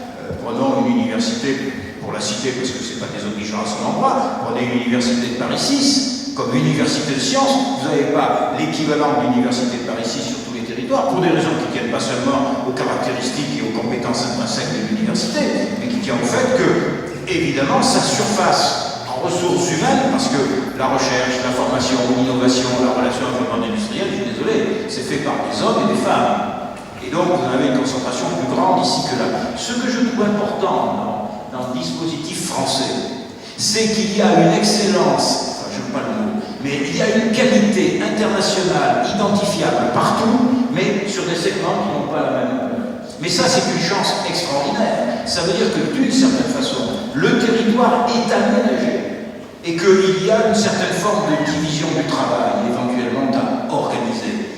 On ne peut pas avoir, avec une implantation délocalisée universitaire dans un petit chef-lieu de canton ou une sous-préfecture, on ne peut pas avoir la même puissance que dans une capitale régionale, évidemment. Ce que nous n'avons pas toujours compris, il y aura probablement une discussion tout à l'heure avec la dimension politique, l'aménagement du territoire universitaire, c'est pas toujours fait sur des critères scientifiques et de formation, et d'exigence de formation supérieure, et c'est parfois fait sur des logiques qui étaient plutôt des logiques d'aménagement du territoire politique, ce qui n'est pas tout à fait la même chose, évidemment. Et donc nous avons aujourd'hui la capacité d'instaurer un dispositif aménagé du territoire qui traduit naturellement les qualités parfois exceptionnelles qui existent à tel ou tel endroit du territoire. Le problème, c'est de considérer qu'il y a une égale dignité de l'ensemble des activités. C'est extrêmement important. Faire du premier cycle et de la formation professionnelle par alternance, ça a autant de dignité que faire de la recherche dans une compétition internationale du plus haut niveau. Et ça, c'est quelque chose qu'il faut que culturellement nous intériorisions, me semble-t-il. Merci, monsieur le directeur. Est-ce que du point de vue espagnol, votre point de vue je ne sais pas. C'est difficile à... C'est-à-dire le système d'enseignement supérieur en France, c'est particulier. Et alors c'est difficile à généraliser. Je pense que dans les cas que vous venez d'exprimer, dans les cas que vous venez de poser, la question que vous venez de poser, je pense que pose en certaine manière le problème de l'adaptation de centres d'enseignement supérieur à des besoins différents. Et dans ce sens, je crois qu'on peut penser qu'il y a un système de différenciation et de diversification des centres d'enseignement supérieur partout. Parfois, il s'agit d'une évolution spontanée. Petit à petit, quelques universités au monde se sont, disons, destaquées, privilégiées, se sont distinguées. Et alors, il y a d'autres universités qui restent toujours liées au local. Ici en France, par exemple, vous insistez beaucoup sur l'existence de ces trois systèmes. Les centres de recherche scientifique, les grandes écoles et les universités. Mais partout au monde, aux États-Unis, il est tout à fait évident, les universités n'ont pas exactement la même fonction. Je ne dis pas qu'il y a des bonnes universités et des mauvaises universités. Il y a des universités qui sont des universités de qualité par rapport aux différents besoins. Et toujours nous sommes un peu habitués chez nous à penser que la qualité de l'université est toujours définie à partir de la recherche. C'est évident qu'elle est définie à partir de la recherche, mais il faut toujours penser qu'il y a des autres besoins pour la société qui ont besoin aussi d'être servis avec beaucoup de qualité. La formation, par exemple, la pensée, et même la recherche, parce qu'il y a différents niveaux de recherche. Moi, je crois que ici, on parle en France d'un système différencié d'enseignement supérieur. Aux États-Unis, il y a un système différencié d'enseignement supérieur. Partout, dans mon pays, les systèmes des universités ne sont pas tout à fait les mêmes. Qu'est-ce que ça veut dire? Moi, je pense que nous sommes dans une période où les universités sont des institutions d'enseignement supérieur de recherche, mais qui vont servir un produit, si je peux dire ça, différent, d'accord, avec les besoins que ces universités se proposent de définir, d'accord avec son autonomie, avec le système de financement qu'ils vont recevoir, etc. Mais, à mon avis, il s'agit d'un système de diversification entre des institutions légales, je voudrais souligner, différentes pour les propos, différentes pour les fonctions, mais égales d'un point de vue des besoins que nous avons faits. Je crois que le système que, si je peux juger, que vous avez les trois systèmes, répond sans doute à un système de fonctionnement de l'université, à une société pas tout à fait la société actuelle. C'est la chose que je pense. C'est-à-dire la priorité de la fonction publique, c'est une chose tout à fait évidente et nécessaire, mais actuellement la priorité est dans les autres niveaux aussi. Je voudrais insister sur le problème, par exemple, des marchés financiers. C'est-à-dire qu'il faut sans doute avoir des personnes très préparées de ce domaine. Parce que dans ce domaine, maintenant, il y a plus disons, de paris qu'un des autres domaines de la société. Mon idée, c'est toujours avoir un système d'université pour la science très différencié, mais sans hiérarchisation. C'est ce qu'il faut dire ça entre ces institutions. Monsieur Froment, comment est-ce que, pour prendre la suite de ce que vous avez dit, vous avez posé des questions, mais est-ce que vous pouvez nous apporter les premiers éléments de réponse? Comment est-ce qu'on prépare mieux un étudiant aujourd'hui? Comment est-ce qu'on peut le préparer à aller affronter les autres universités dans les autres pays, et en étant plus discriminant, c'est-à-dire en faisant un choix, pas simplement y aller parce qu'il sait qu'il va dans une université étrangère, c'est bien en soi, mais se dire qu'il peut aller vers les meilleurs. Et de n'importe quelle université qu'il parte sur un territoire. Je pense que, pour être très simple, il y a déjà un point sur lequel j'ai insisté, il y a sûrement des compétences linguistiques. Je vois mal comment on peut aller faire des études dans un certain nombre de pays simplement en maîtrisant l'anglais et le français, bien évidemment. Je pense qu'on ne peut pas vraiment s'imprégner, y compris de connaissances scientifiques, sans maîtriser et surtout profiter d'un séjour à l'étranger qui est fait d'accès à la connaissance, mais qui est aussi l'accès à une culture, l'accès à des éléments qui sont fondamentaux dans la formation de l'étudiant, c'est-à-dire la compréhension de sa propre culture par justement immersion et lien avec une autre dimension culturelle. Donc ça, sûrement, la pratique linguistique au sens large culturel est sûrement un élément. Deuxième élément qui me paraît fondamental, c'est le côté, le rôle que joue l'enseignant français. C'est-à-dire que je crois que l'enseignant français lui-même, ayant une pratique internationale, et donc ça veut dire que des chercheurs qui ont nécessairement cette pratique internationale forment, donc qu'il y ait une articulation formation-recherche forte, puissent eux-mêmes être initiateurs, montrer le chemin, l'intérêt, etc., parler souvent de leurs relations internationales. Je pense que c'est des éléments qui motivent les étudiants, qui les amènent davantage à se poser des questions internationales.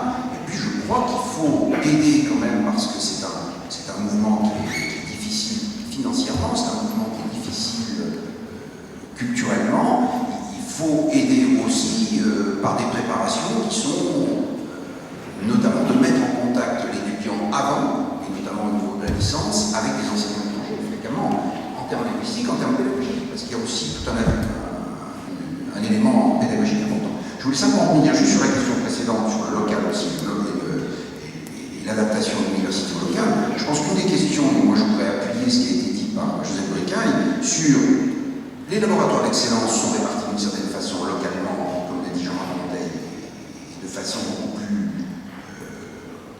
plus équilibrée qu'on pouvait le penser. Mais le problème, c'est la coïncidence avec le milieu économique local aussi. C'est-à-dire qu'il faut qu'il y ait une articulation entre les deux, et c'est pas toujours évident que cette articulation se fasse. Et c'est pourquoi il est important aussi j'insiste sur une autre idée qui a été développée par Jacques Bricaille, c'est qu'il est important qu'y compris dans des domaines où l'université n'est pas en pointe, elle n'a pas d'éléments de recherche qui sont au niveau international, elle est néanmoins des enseignants qui suivent la recherche pour qu'ils puissent imprégner un tissu de PME notamment de connaissances relativement récentes en termes scientifiques, susceptibles de faire l'objet d'innovation. Donc je pense qu'il y a, dans l'articulation du monde universitaire avec le monde économique, il faut penser excellence, il faut penser aussi besoins locaux, et il faut donc penser adaptation des deux. Merci. Je voudrais qu'on revienne maintenant un peu plus sur la question de l'évaluation. Louis Vogel a souligné justement que nous ne sommes plus dans une société qui accepte naturellement des hiérarchies établies, et surtout quand, dans le cas français, on considère qu'elles le sont pour un concours passé à l'âge de 18 ans et jusqu'au faire-part de l'essai, on va dire. Est-ce que, je voudrais d'abord poser la question à Madame Lamont, cette culture de l'évaluation, on comprend bien d'ailleurs, c'est un des stimulants apportés par les pays de culture anglophone, cette capacité à accepter, à intérioriser un instrument de mesure qui n'est pas absolutisé d'ailleurs, parce qu'il vaut ce qu'il vaut, il est relatif. Mais est-ce que ça suffit? Est-ce que ça suffit pour finalement servir de repère à la société, puisque la société demande des comptes à l'université et en même temps l'université a aussi pour rôle quelquefois de montrer à la société qu'elle reste ancrée dans des chemins du passé. Est-ce que vous pourriez nous en dire un peu plus? D'abord, quand je parle de l'évaluation par les pairs, je ne parle pas nécessairement d'instrument de mesure.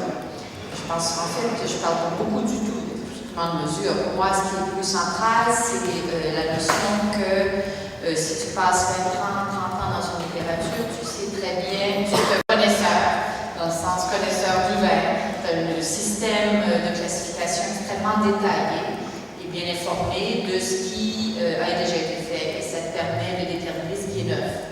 Et je pense que dans le contexte américain, on se sert en fait de moins en moins de mesures quantitatives, alors que je pense que dans le contexte français, justement, dans une volonté d'essayer de compenser pour les traditions de copinage, on s'est beaucoup tourné vers le quantitatif. Alors moi, je parle vraiment de la qualité d'évaluation qui est possible due au degré de familiarité profond avec une littérature.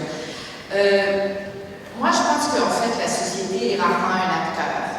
Je pense beaucoup plus à ces sujets-là en termes de réseaux qui peuvent être en partie connectés, d'une part, et d'autre part, comment est-ce que c'est possible de transformer les répertoires culturels de façon à ce que la légitimité de l'université soit renforcée.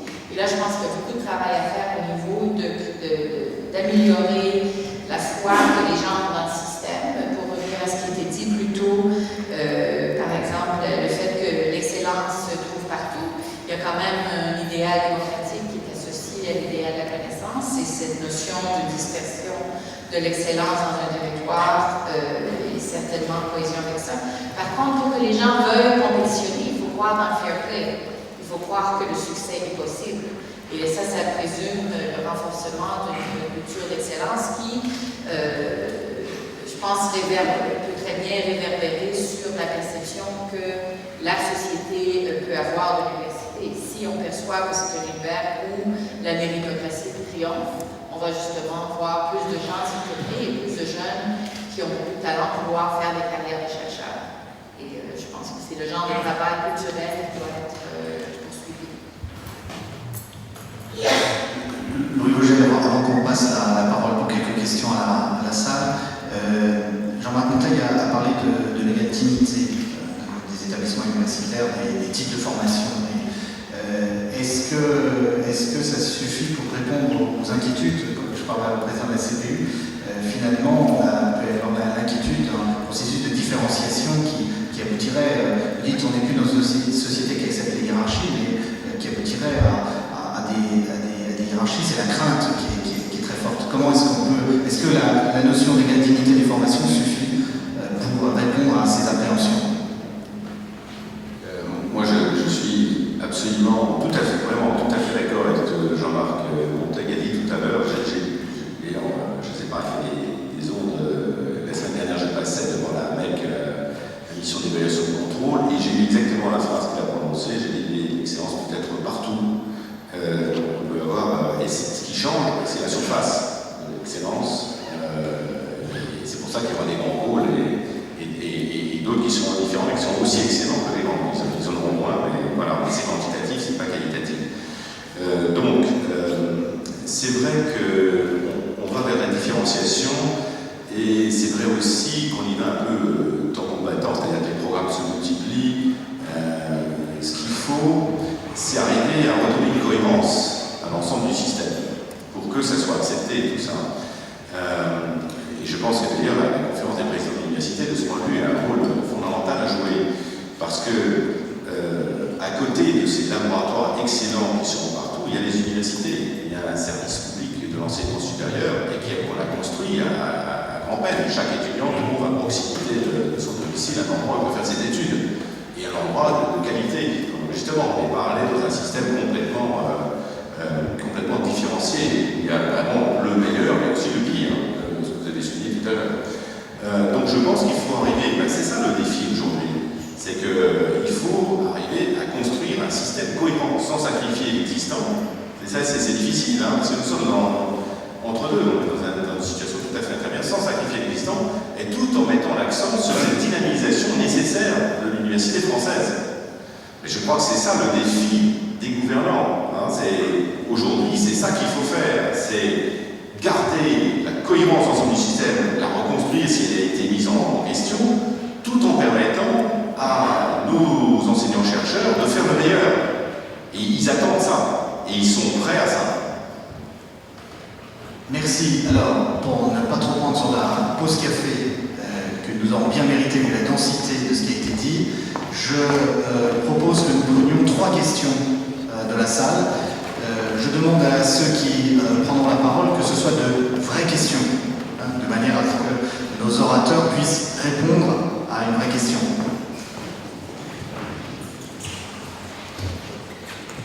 Merci, Dominique Richer, vice-président de l'Université Paul Cézanne. Je voudrais poser une question concernant l'internationalisation. Vous avez dit tout à l'heure que les universités, en particulier les presses, avaient été très timides en matière d'internationalisation. Est-ce que vous pourriez préciser ce commentaire? Je comprends la question. Et vous vous dirigez vers M. Roman. Et est-ce que vous avez des pistes pour être moins timide dans le futur? Je vous remercie. Du point de vue de l'identification du problème, il y a eu des réunions des responsables de relations internationales des presses, qui sont réunis 2 fois, et qui ont constaté la difficulté de faire avancer ce dossier, pour des raisons qui sont parfaitement compréhensibles, mais qui obligent à ce constat, c'est que, bien que très souvent ce soit un des objectifs majeurs, comme l'avait été le pôle européen dans les années 90, la mise en commun suppose d'abord une volonté vraiment de travailler en commun, qui quelquefois oscille. Deuxièmement, suppose qu'il y ait des politiques, qu'il y ait des actions hiérarchisées, car il y a des pratiques, il y a des relations internationales très importantes dans toutes les universités qui se développent. C'est ce que je disais, c'est des succès. Mais est-ce qu'il y a une hiérarchie très claire des établissements sur les objectifs, que ce soit en termes de niveau? Est-ce que c'est au niveau des masters, comme ça nous est demandé au niveau des doctorats? Est-ce que c'est au contraire par une initiation des licences? Est-ce que c'est par des diplômes conjoints? Est-ce que c'est par des cibles géographiques?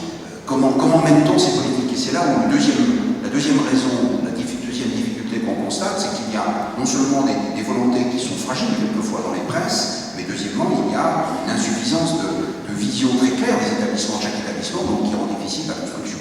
Alors, le remède, je pense qu'il faut d'abord pas penser que toutes les presses sont capables, ou que toutes les universités sont capables à un moment donné de mener des relations internationales très hiérarchisées. Ça dépend d'un ensemble d'éléments. Et ça pose, je le redis, j'insiste lourdement sur les articulations avec différentes choses. Ça suppose qu'on connaisse bien les grandes orientations, enfin les grandes relations internationales, par exemple en matière de recherche. La plupart des universités ont beaucoup de difficultés à identifier ce qui se passe en matière de recherche, en matière de relations internationales, parce que c'est des domaines dont on discute peu, parce qu'il y a une segmentation. Très souvent, la recherche est organisée d'un côté, la formation de l'autre, et la relation internationale d'un troisième côté.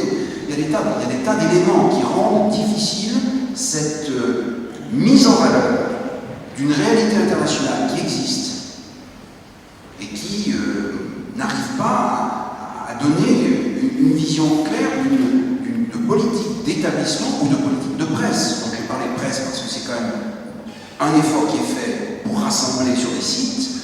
Ce rassemblement, je vous dis encore, par les commissions des relations internationales qui se sont réunies, se sont rendus compte que ce n'était pas nécessairement la préoccupation majeure des directeurs, des responsables de ces établissements, qui sont davantage préoccupés pour des raisons tout à fait évidentes par la construction de l'espace national que par la mise en place de leur espace dans un espace européen d'abord, puis international de l'autre, avec cette hésitation, est-ce qu'on joue l'Europe ou est-ce qu'on joue tout azimut, qui perturbe profondément les établissements, parce que quand on se heurte au monde, c'est gigantesque et c'est sans fin, donc on s'épuise rapidement en termes de crédit, en termes de moyens, en termes de cohérence.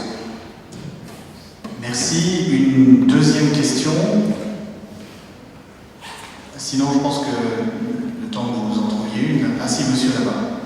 On prendra aussi tout à l'heure une question des internautes, puisque les débats sont diffusés sur Internet, et nous prendrons donc une quatrième question tout à l'heure. Bonjour, Nicolas Boulan. Je fais des conseils d'orthographie, et en particulier pour l'enseignement supérieur. Donc je vous écoute avec beaucoup d'attention et merci beaucoup pour tout cet échange.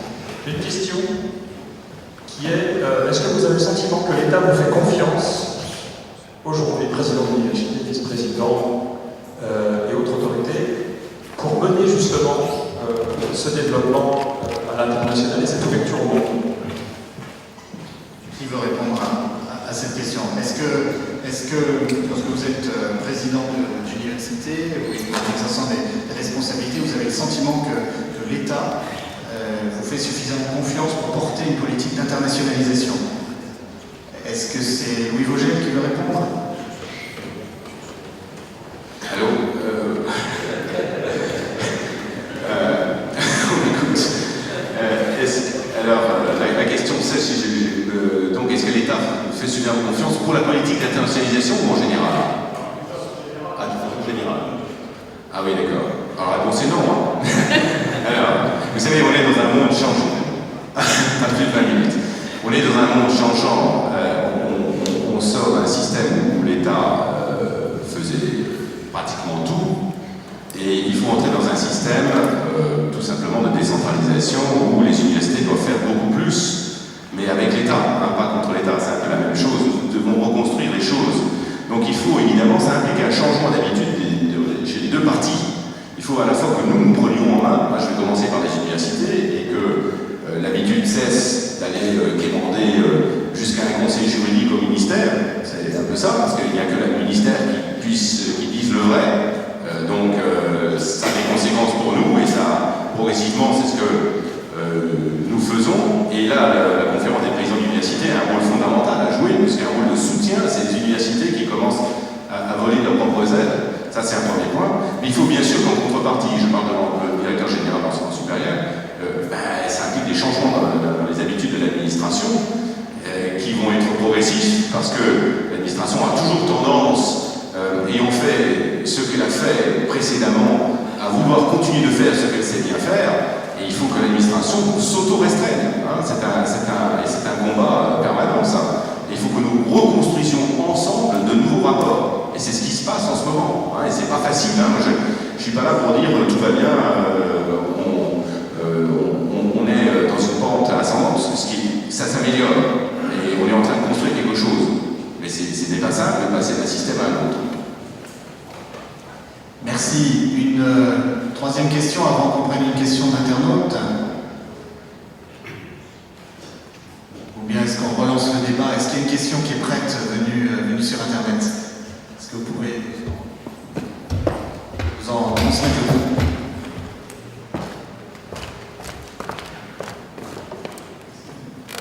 Bonjour à tous et à tous, je suis Fabien Ferré, donc nous retransmettons en direct l'événement sur le site du Centre d'analyse stratégique qui permet d'avoir les portes ouvertes et avoir une deuxième salle en ce moment en termes de net de spectateurs. Une question qui nous vient d'Africa Source. Ne pensez-vous pas que pour favoriser les ouvertures sur le monde, il conviendrait de rendre obligatoire que la présidence des universités soit assurée par une personne civile n'y enseignant pas?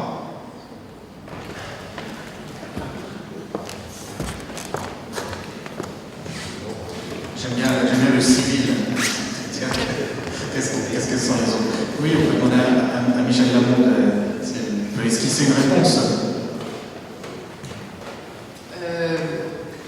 Je dirais non. Il y a différentes bases de légitimité du savoir. Il y a une base importante qui est la base citoyenne, mais je ne pense pas que ce soit suffisant pour être capable de guider le développement et le fonctionnement d'une institution aussi complexe et aussi large en termes financiers, en termes de nombre de chercheurs que l'université. Je pense que ça doit être laissé dans les mains des chercheurs, mais d'autre part des universitaires, et d'autre part des gens qui sont évidemment à l'écoute de la population. Le rêve d'un monde démocratique où le savoir serait également distribué partout est un rêve idéaliste, et c'est ma réponse. Merci. Est-ce qu'il y a une dernière question venant de la salle? On n'est pas obligé de se tenir à l'objectif de 3 questions. On peut continuer la discussion autour d'une tasse de café qui nous attend. Oui, monsieur?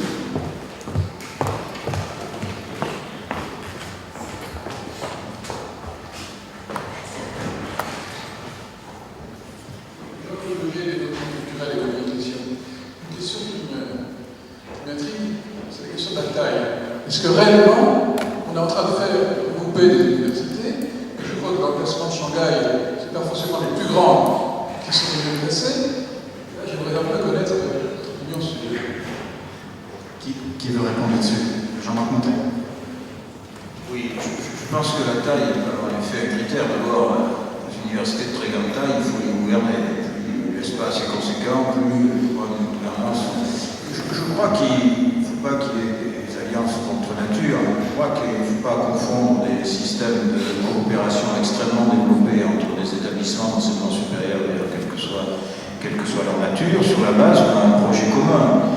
À certains moments, tel établissement et tel autre établissement n'ont pas facialement ce qu'il faut pour pouvoir répondre à un certain nombre d'exigences, soit de leur milieu, soit du niveau national, soit du niveau international. Et à ce moment-là, il faut trouver en effet des dispositifs qui peuvent être d'ailleurs des dispositifs conjoncturels pour essayer de pouvoir répondre à un certain nombre de besoins. Donc ça suppose qu'il y ait des organisations.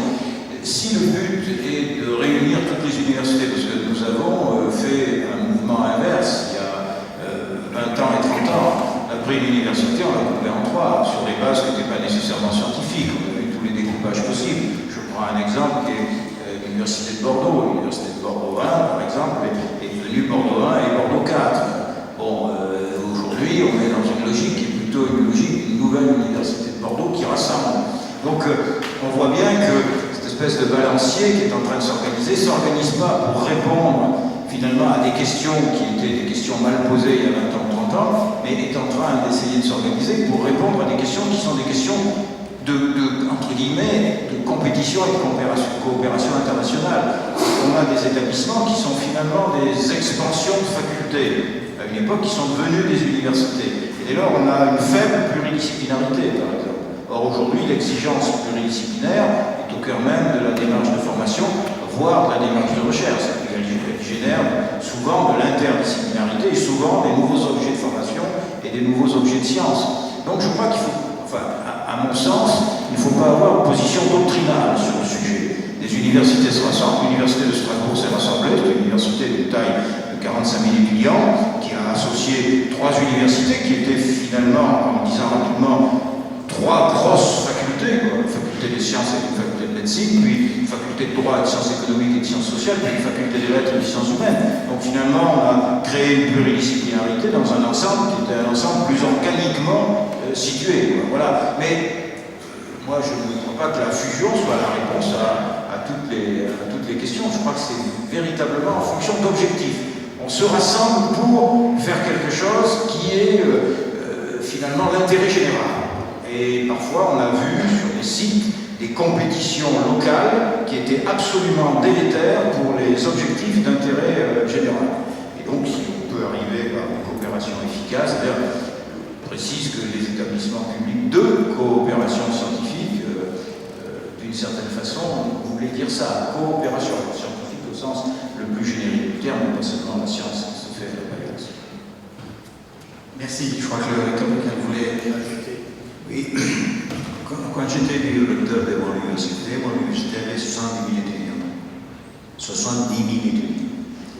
Alors, disons qu'il y avait toutes les facultés, toutes les écoles, sauf les ingénieurs. Ils étaient dans cette partie de notre université. Maintenant, à Barcelone, il y a 4 universités publiques, il y a 3 ou 4 privées, 4 publiques. Et ces 4 publiques, on était toujours, c'est-à-dire à partir de la mienne qui a été fondée en 1750, les autres ont été fondés récemment à partir de zéro. C'est-à-dire, d'une certaine manière, à décharger mon université. Bon, disons que c'est vrai qu'une taille, une université de cette taille, c'est difficile à gérer. Mais on peut la gérer. C'est l'expérience que moi on peut la gérer. Je l'essaye d'organiser d'une façon, disons, presque fédérale, mais avec un contrôle finance, et avec un contrôle des mouvements aussi des personnes. Si on garde la qualité au niveau central. Avec tout ça, on peut gérer. Et c'est vrai qu'à petit, les professeurs et les enseignants arrivent à comprendre les choix qu'on doit faire à niveau central. Je pense que ce n'est pas compliqué. Je dois conseiller en tout cas de ne pas être dans une université de cette taille.